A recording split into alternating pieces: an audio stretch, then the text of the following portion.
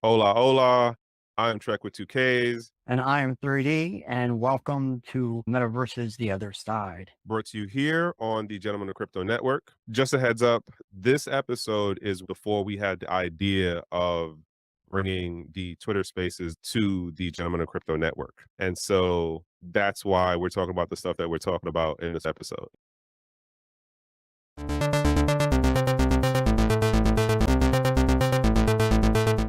Hola, hola, buenos noches, buenos dias. Welcome to Metaverses the Other Side. I am Trek with two Ks, and my co-host is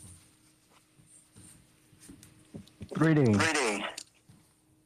And tonight we are getting into um I'm gonna say cult classic, and this is like really if you are like hardcore MMO, hardcore early anime, not early anime per se, but like 2002-ish or early 2000. Um I forgot exactly how we came to this particular anime series, and I don't know if y'all actually watched the whole 28 episodes again, but I did. And as you see, the question is, does the cult classic Hack Sign make sense? And I have to say, like, if you don't know, by the way, it's based on a video game, and that made it into the anime, and then they made a couple of like two more seasons after the first one. And so we're getting into that tonight as far as does it make sense? Did it make sense? How is this related to metaverses? And I guess we'll come up with some other things that we'll discover through conversation. If you want to add in on that, 3D. Yeah, so I didn't get all the way through these 20 episodes, and I did originally watch it, but I actually played the game more than I don't remember watching like all of the seasons when I was a kid either. But to give a general description of what we're looking at, it's a coming of passing type of show. So basically, there's a lot of stuff in here to teach kids pretty much how to I don't know what's the best way to say it, like how to become an adult, how to do things regularly, and they're using the ideal of the MMOs as the baseline to get them to be able to interact with older and younger people at the same time to have those learning experiences. Um, and then yeah, basically we end up in a situation where one of the characters is in a coma or something, and somehow a lot of the players in this show actually has something to do with the fact that they're in this game, and we do see kind of what we see in like Ghost in the Shell a little bit, where they have this ideal of there can be ghosts with electronics and they can get entangled, and we actually see at some points where he speaks to and communicates with his dead mom. Um, or technically, she speaks with her dead mom through the game, or at least believes they are. Um, and then we also see some like there's a lot of like really good hints throughout this show to other games and stuff like that. And then watching it, I realized this is a really good like we see stuff that we saw in Free Guy in here, but the general storyline reminds me a lot of Ready Player One. Um, even down to the point that they were actually looking for Easter eggs, is mentioned a couple different ways. But I guess let's get on to is it a metaverse or not? Okay, so I'm gonna definitely say it took me a little bit to like catch all of what was going on.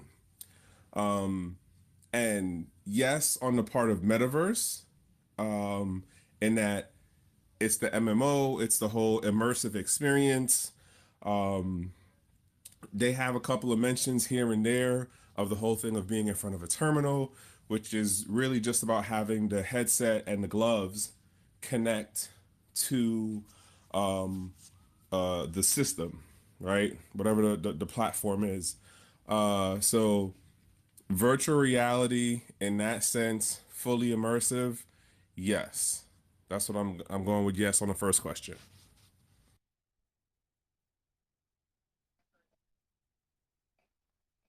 Um, okay. Aramis, I know you got some perspective on here. Why don't you jump in and give some insight of your take on this one?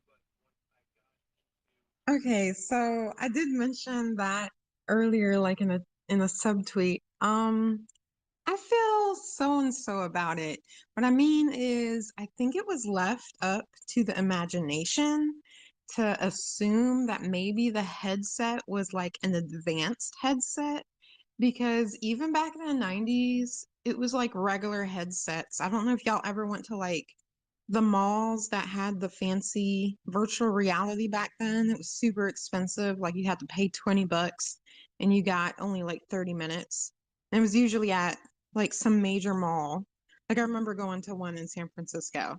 But anyways, aside from that, by the time this came out in the early 2000s, like there wasn't that many advancements in virtual reality headsets, but this was just assumed to be like in the future. So if it was a regular headset, like that leaves a whole realm of, well, how did he get sucked into the digital realm? Whereas it's left open without like the exact details. So the audience can choose to just imagine instead of it being some weird, freaky ghost thing where he gets sucked into it like his spirit, you can imagine it being more technical instead, because what if the headset wasn't just a regular headset? What if it was like Neuralink? Like the anime, I never played the game. I actually didn't even know that there was a game. I saw it as an anime. The anime didn't really go into detail what the hardware was. So it was left up to the audience to decide what it was. And so my logical conclusion was the only way, technical wise, that his mind would get sucked in to the digital realm, and then his body would still be in a coma while his like brain waves were still in the game. The only way that that made sense to me wasn't like some woo woo spiritual stuff. It was more like, well, the headset must have been like an advanced Neuralink, and this is before Neuralink, but I just assumed the headset read the brainwaves somehow to make it immersive. Because just putting on a regular headset with goggles to see a world with your eyes and then move it with analog, because back then most of the controllers were still analog. Like it was right on the cusp of moving to fully digital. Remember, like the controllers on console games, they could read the pressure and stuff because they used to be analog before they switched to digital buttons. I don't know if y'all remember that, but anyways, so I just assumed that it was some sort of headset that read the brainwaves, whether it was analog or digital, and the analog would be translated to digital, that didn't matter. What mattered was it somehow interacted with the human brain and not just the eyes and not just your movement.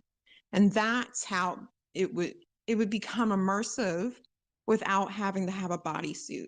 Like if you can immerse your mind into something like that, you don't need a bodysuit. That's my argument.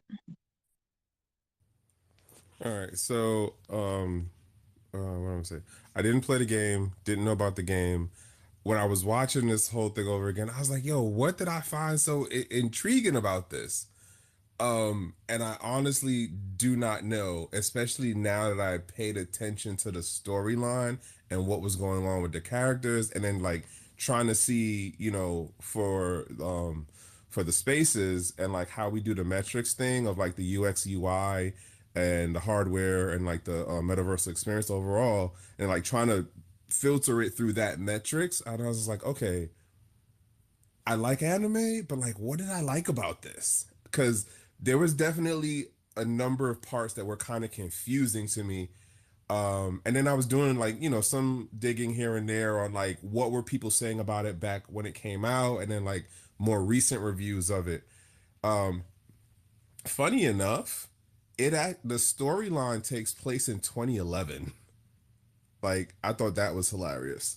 Um, And then the point that you were saying about like the how did the consciousness thing go? I was wondering that too, and I don't remember what episode it is that they get into it, but something happens to, and it's a girl in real life, in the real world. The main character is a girl. Something happens to her while playing, and then somehow she ends up in the hospital, and like, but like that point of what you're saying, like, well, how did the consciousness move from just the hardware into the system? They don't really explain that. And then there's like one, two, three other characters that they don't explain, like, well, what is the point? Like, the cat, right? The cat, I don't felt like the cat was explained. I don't feel like the being that was made, like, that wanted him to stay.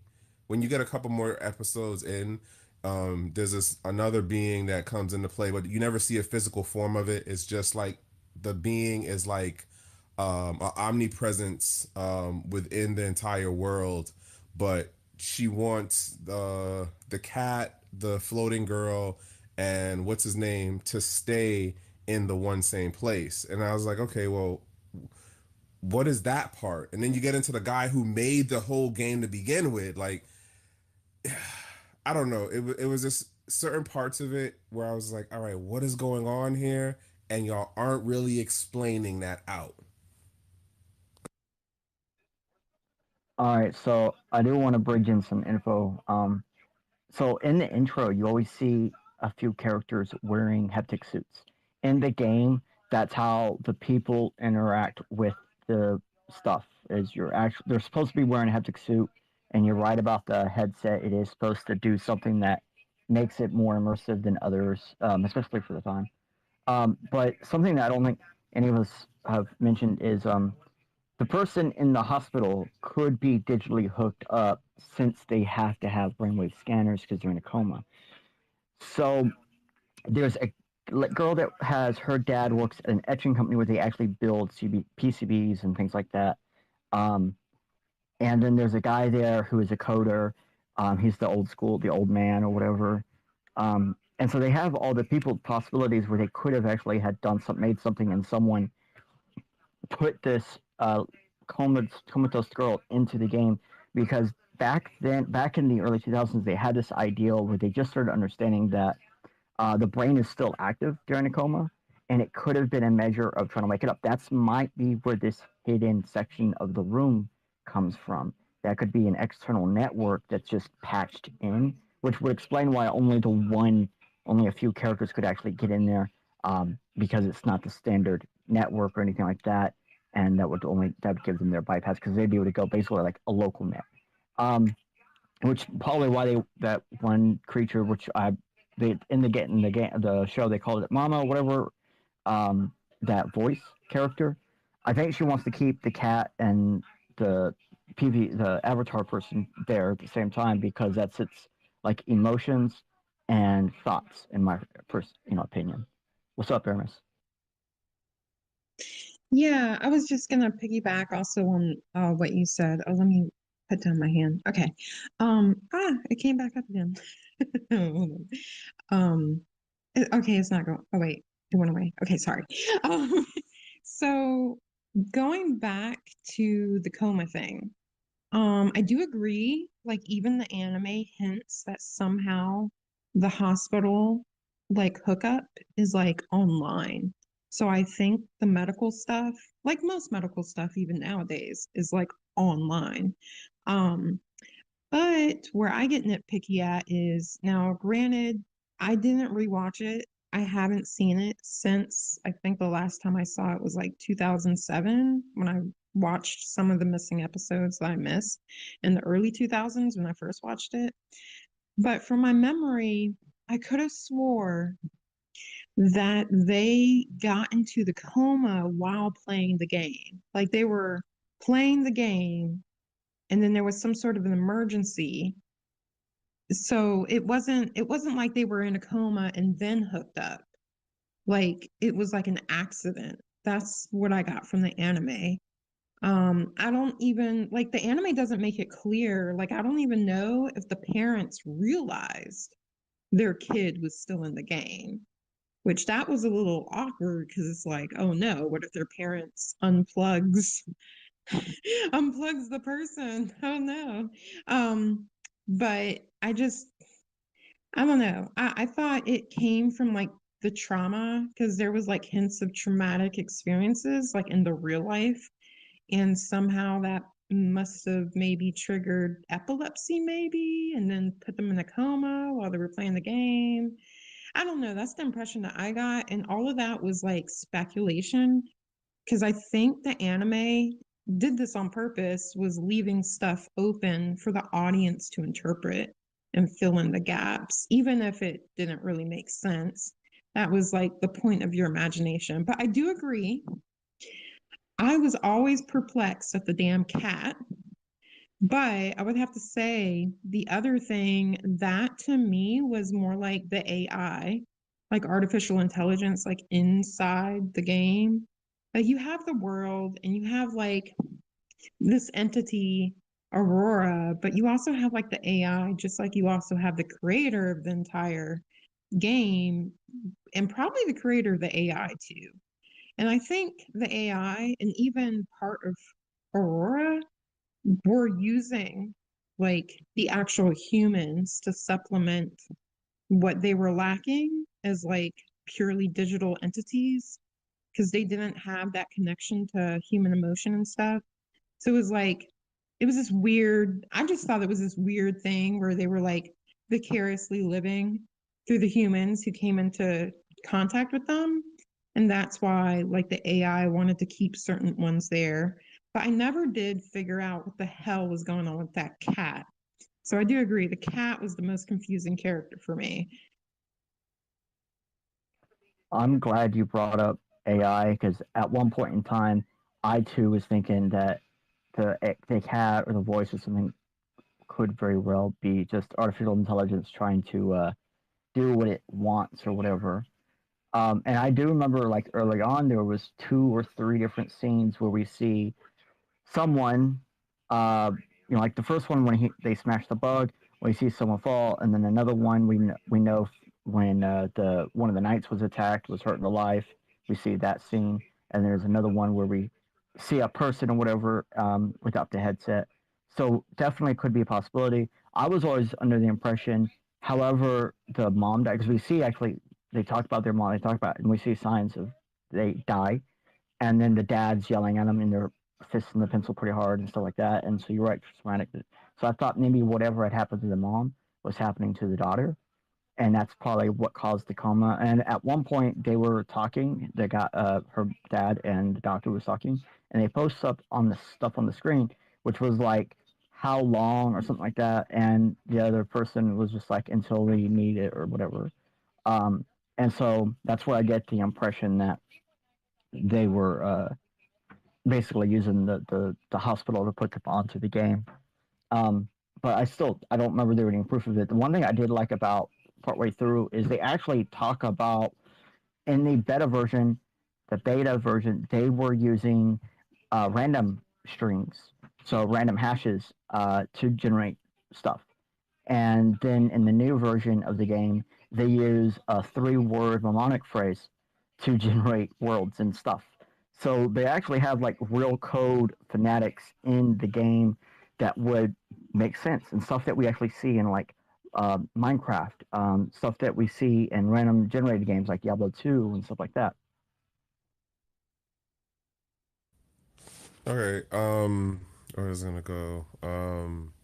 I was actually gonna ask if anybody made it up to the episodes where they get to the hacker, who's like the OG because like she knew the stuff about the beta version of the game and like the early stuff. Um, I thought that was interesting. Side note, that's the Major's voice from Ghost in the Shell. And what I also found out was the writer for this is also the writer who did part of Ghost in the Shell.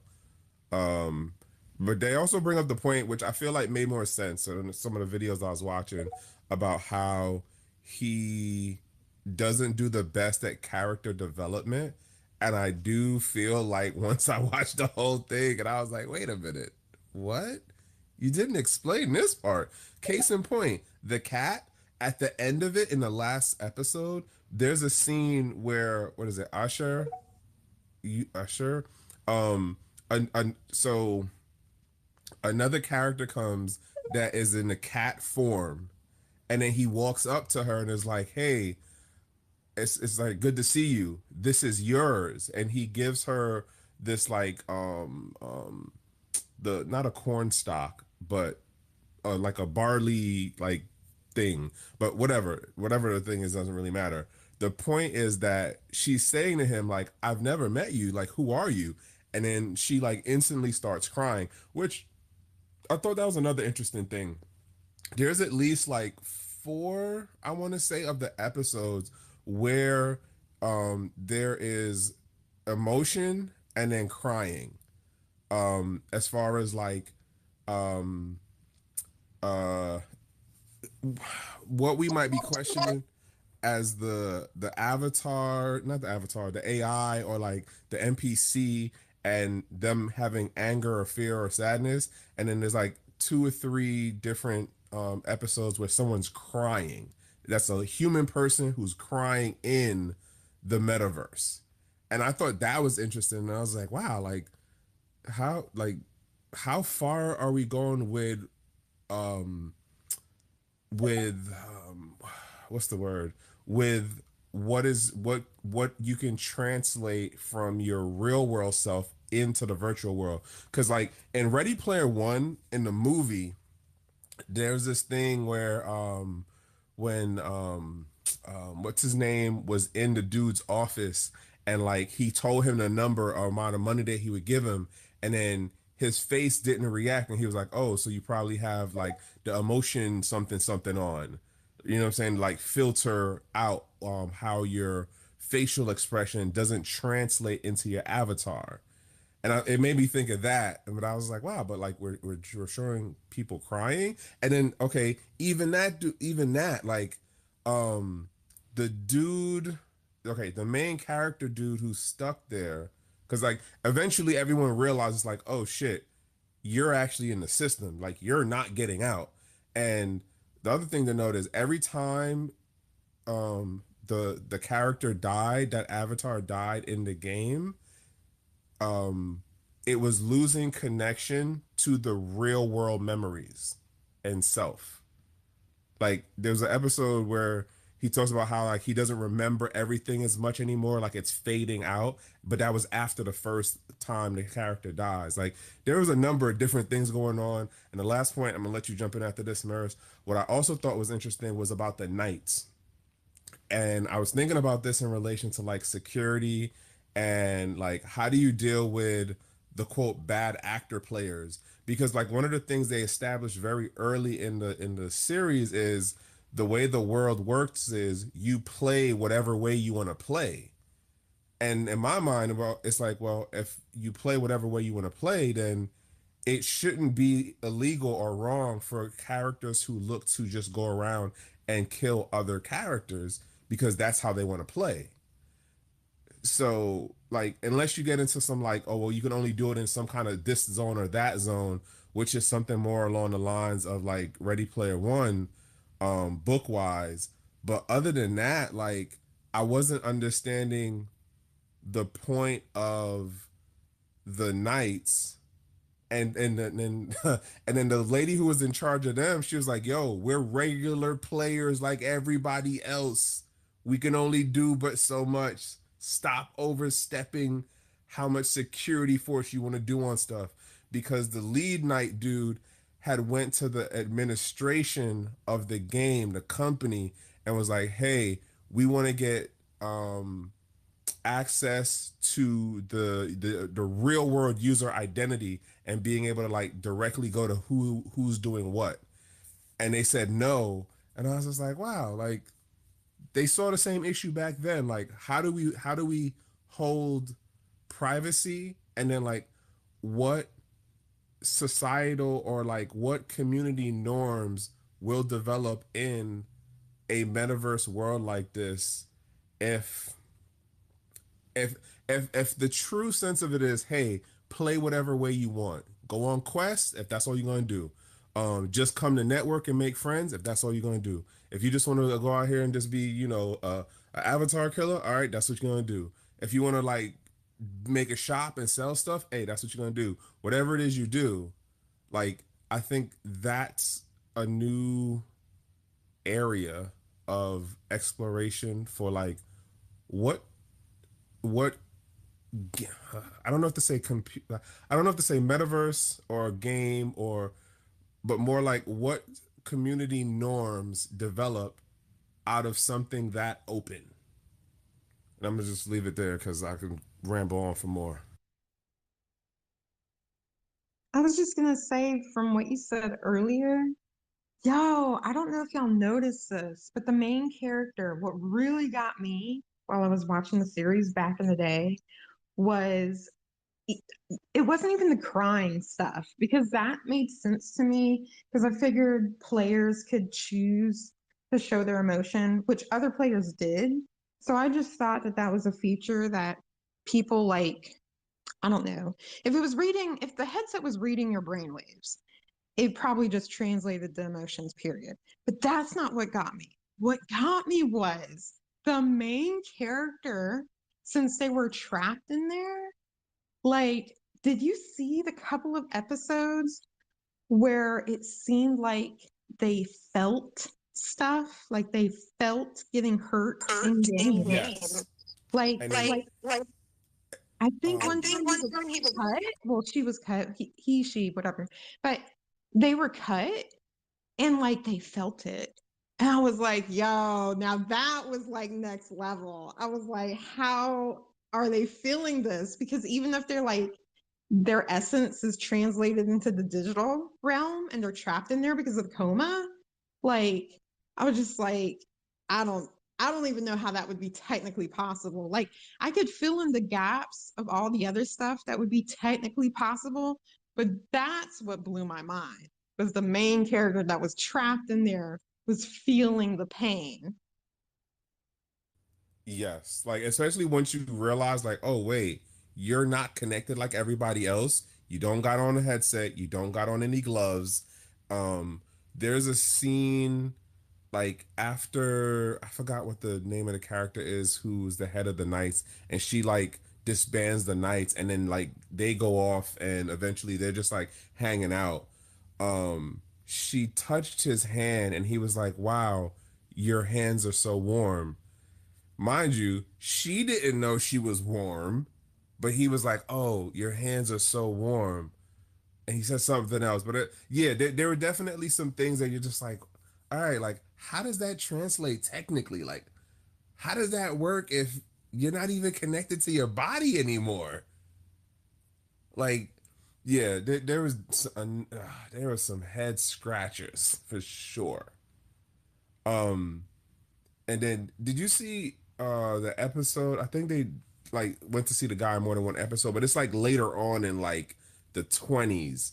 The creator dude, and then he's in like that funky chair that's like upside down, or like it's a funky ass chair that's like a person, but he's like sitting upside down in the lap of the person. Is Yo, if somebody made that chair for real in that same color scheme, that would bug me the hell out.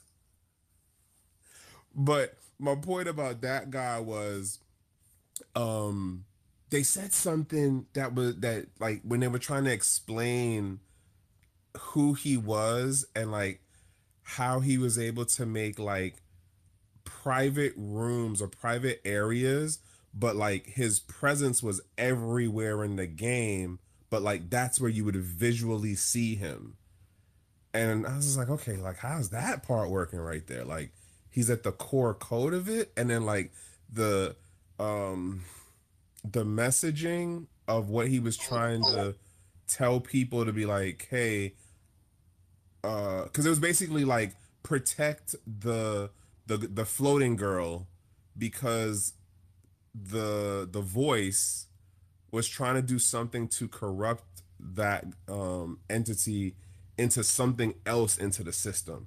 And that was confusing as hell because, like I said, like there were certain parts of it I'm like, all right, which part of this is the creator? Which part of this is like an AI? How is it that the people who are now running the world as the company, how are they not like paying attention to this? Like why are they not more of the storyline? You know what I'm saying? Versus like these four regular Joe people are the ones going through all of this and like trying to like save the game or quote the world or something. I was just gonna say real quick, I didn't want to interrupt you, but going back to the whole like how he made those special rooms, but was kind of omnipresent all the time. I just assumed, like a lot of things, if you had like the technical background or imagination, you just filled in the gaps. And how I filled in the gaps with, my audience participation and imagining it was I just figured he had God mode. Like, how like certain games you can get God mode and just, I mean, that's what I thought he did. But as far as the corruption stuff, like that always confused me. Like, okay, so the cat confused me, yes. But the other thing that was also confusing was the whole fight to keep like the entropy, the corruption from happening, but then having that entity want the corruption to happen. Like that didn't make any sense to me because it's like, okay, is like the AI, because again, I assumed the AI was like doing this. Why would the AI in that system want to corrupt itself and destroy itself? Like that was confusing. Like I just assumed it was the AI and that it was the AI's intention. But yeah, you're right. Like that was also confusing. But that's what I guessed. I just guessed that somehow the code, the script went awry. And whether the AI was sentient or not, even if it was not a sentient AI, something like a bug must have happened for it to like want to self-destruct. Because I don't know, like a part of me doesn't think the AI was sentient. Because if it was sentient, why would it want to kill itself? That would not make any sense.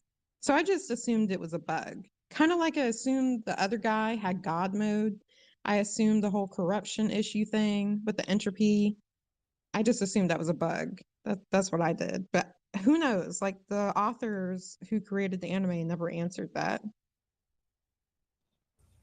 All Um, right, so real quick, sorry, one second on 3D. Just want to say thank you for joining us, Chris. We do appreciate and house cleaning as far as this is Metaverses the Other Side, brought to you here on the Builder DAO Twitter spaces. And also we do rebroadcast these later on the Gentleman of Crypto YouTube channel, which comes on Fridays at 11 p.m. We're a late night kind of show because, as you can hear, we definitely do geek out over other things that can be potentially possible, and like maybe we have them to a degree now in relation to metaverses and things like that. And so just got to throw that out there as far as the housekeeping goes. So 3D. Oh, sorry, Chris. If you don't know, we're talking about an anime series called Hack Sign. Side note: did you know if you try to put it in a search engine as dot hack, it screws up any search engine that you try to look for it on that way? Because I was trying that on a couple of different things because I was having the hardest time trying to find the videos at first, and I realized I had to take out the dot, and then I was finally getting somewhere. But anywho, 3D. I actually had better ways finding it by actually putting in a period. Like that's how I found the videos. Is I put in period hack, and then I put anime, and that's how I came across them. But I do want to point out, like I like the how that they have moderators in this show. Those regular people that are doing all the different things, they're straight up moderators, and Even like that one short lady with the weird thing on her forehead, we have glimpses of scenes of her in real life, and she really is that kind of person.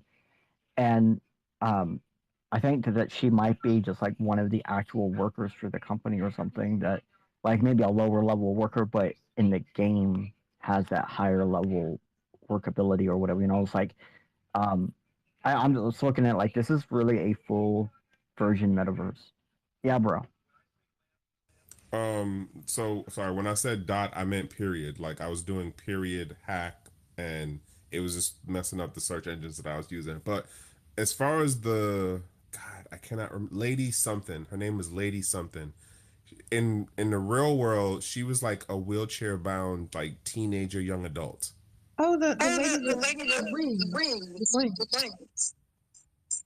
Yeah, the one who was the head of the knights.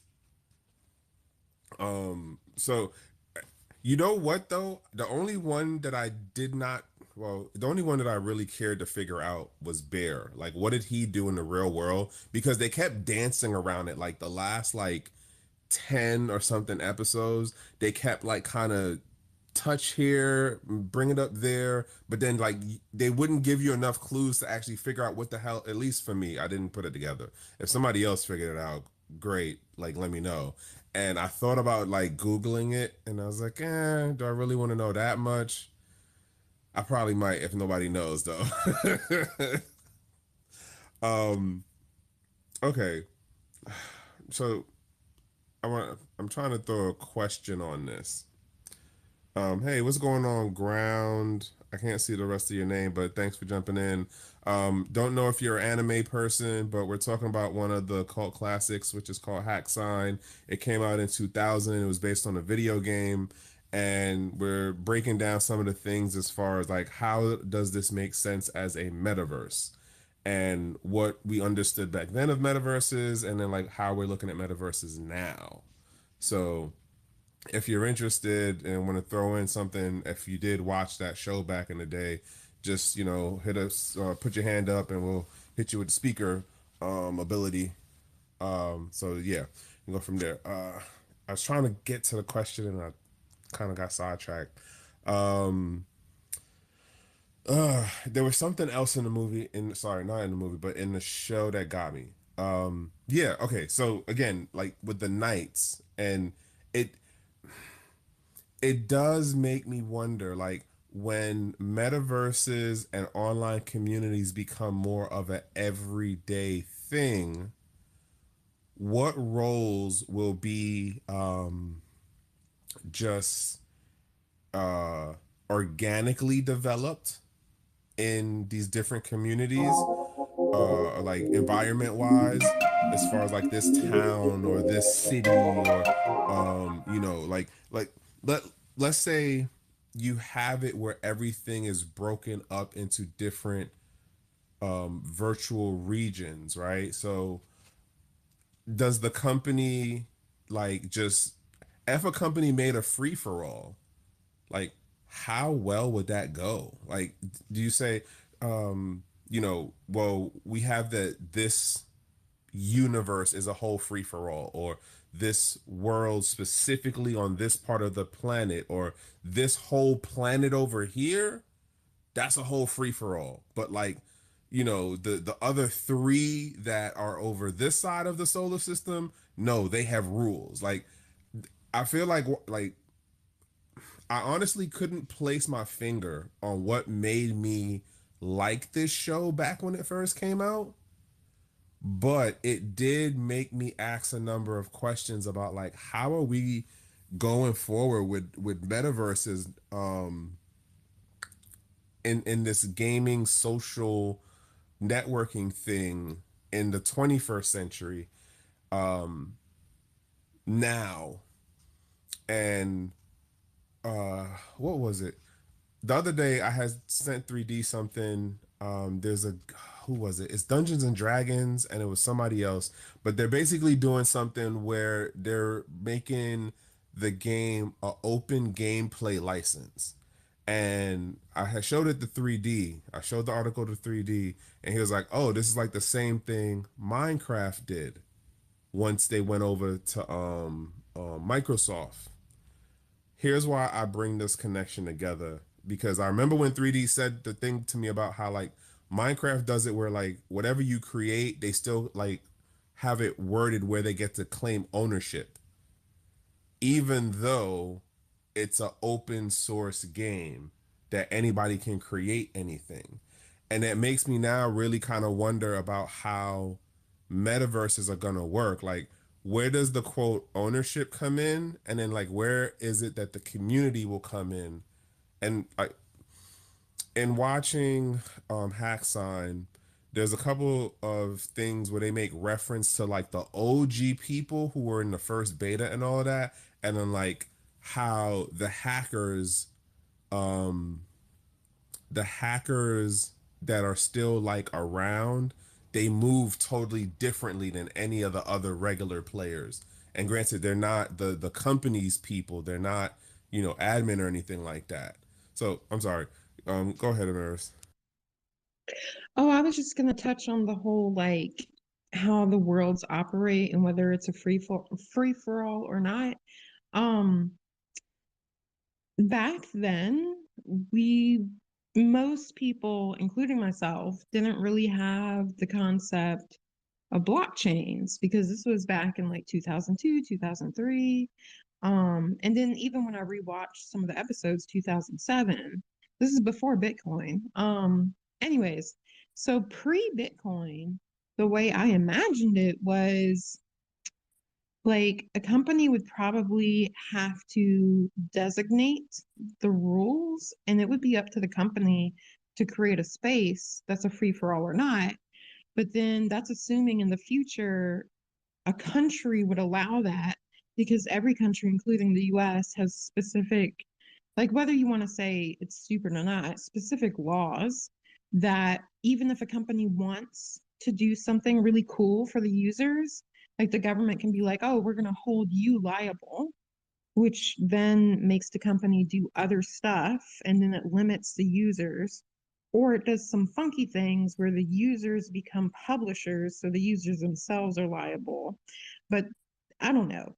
The point is, back then, I thought that would have to be hashed out in like the real world because of the legal system. But in the ideal legal system, if like a corporation wasn't like horribly greedy, like if they already had a monopoly anyway, like why not make a section, at least, if not the whole game, but like a section of the game, a free for all.